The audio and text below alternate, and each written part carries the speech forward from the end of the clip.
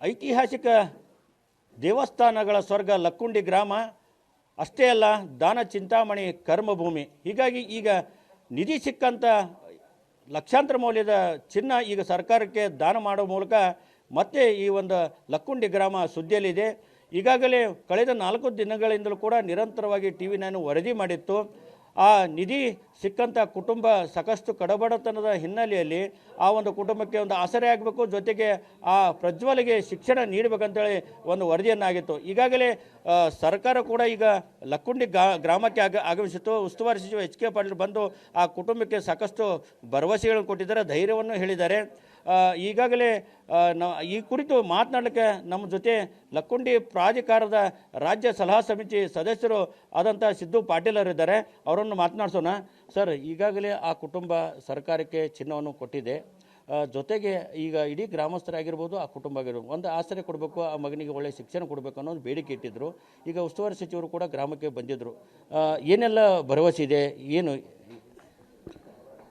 ಅದೇನು ನಿಧಿ ಪ್ರಜ್ವಲ್ ಅನ್ನುವ ಹುಡುಗ ಏನು ತಂದು ಸರ್ಕಾರಕ್ಕೆ ಮುಟ್ಟಿದ ತಕ್ಷಣ ನಾವು ಮಾನ್ಯ ಸಚಿವರಿಗೆ ಫೋನ್ ಮಾಡಿದ ಮೇಲೆ ಕಾನೂನು ಪ್ರಕಾರ ಕಾನೂನುಬದ್ಧವಾಗಿ ಅದನ್ನು ಸರ್ಕಾರಕ್ಕೆ ಒಪ್ಪಿಸಿದ ನಂತರ ದಿನನಿತ್ಯ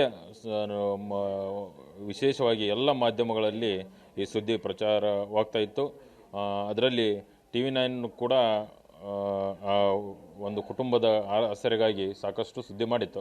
ಅದರ ಪ್ರಕಾರವಾಗಿ ಮಾನ್ಯ ಸಚಿವರು ಕೂಡ ಮಾಧ್ಯಮ ಮುಖಾಂತರ ಆಗಿರ್ಬೋದು, ನನ್ನ ಮುಖಾಂತರ ಎಲ್ಲ ವಿಷಯವನ್ನು ತಿಳಿದುಕೊಂಡು ಸಾಹೇಬರಿಗೆ ನಾನು ಎಲ್ಲ ತಿಳಿಸಿದೆ. ಹಾಗೂ ಜಿಲ್ಲಾಡಳಿತಕ್ಕೂ ಕಾನೂನು ಪ್ರಕಾರ ಏನೇನು ಮಾಡ್ಬೇಕಂತ ಎಲ್ಲ ಸಾಹೇಬರು ತಿಳ್ಕೊಂಡು ಇವತ್ತು ಅವರು ಗದಗಿಗೆ ಆಗಮಿಸಿ ಸೀದಾ ಲಕ್ಕುಂಡಿಗೆ ಬಂದರು.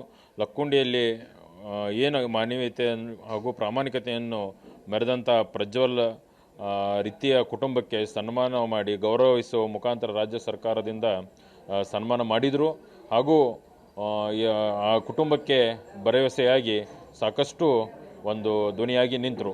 ಇನ್ನು ನಾಳೆ ನಡೆಯುವಂಥ ಸಚಿವ ಸಂಪುಟ ಸಭೆಯಲ್ಲಿ ಆ ಕುಟುಂಬಕ್ಕೆ ಏನು ರಾಜ್ಯ ಸರ್ಕಾರದಿಂದ ಸೂಕ್ತ ಸೌಲಭ್ಯಗಳು ಹಾಗೂ ಏನು ಬಹುಮಾನ ಕೊಡಬೇಕಂತೇಳಿ ಮಾನ್ಯ ಮುಖ್ಯಮಂತ್ರಿಗಳೊಂದಿಗೆ ಚರ್ಚಿಸಿ ನಮ್ಮ ಪ್ರಜ್ವಲ್ ರೀತಿಯ ಕುಟುಂಬಕ್ಕೆ ಸಾಕಷ್ಟು ಒಂದು ರೀತಿಯಾದಂಥ ಅವನ ಔದಾರ್ಯಕ್ಕೆ ಮೆಚ್ಚಿ ಅವರಿಗೆ ಒಂದು ಸಕಲ ಸೌಲಭ್ಯಗಳನ್ನು ಕೊಡ್ತಾರೆ ಅನ್ನೋ ವಿಶ್ವಾಸ ಬಲವಾಗಿ ಇದೆ.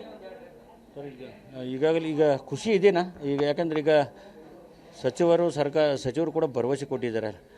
ಏನೆಲ್ಲ ಭರವಸೆ ಕೊಟ್ಟಿದ್ದಾರೆ? ಏನು ಆಸರೆ ಮನೆ ಕೊಡ್ತೀನಿ ಅಂತ ಹೇಳಿದ್ರು, ಅಥವಾ ಅವರಿಗೆ ನೌಕರಿ ಕೊಡ್ತೀನಿ ಅಂತ ಹೇಳಿದ್ರು, ಏನು ಭರವಸೆ ಕೊಟ್ಟಿದ್ದಾರೆ?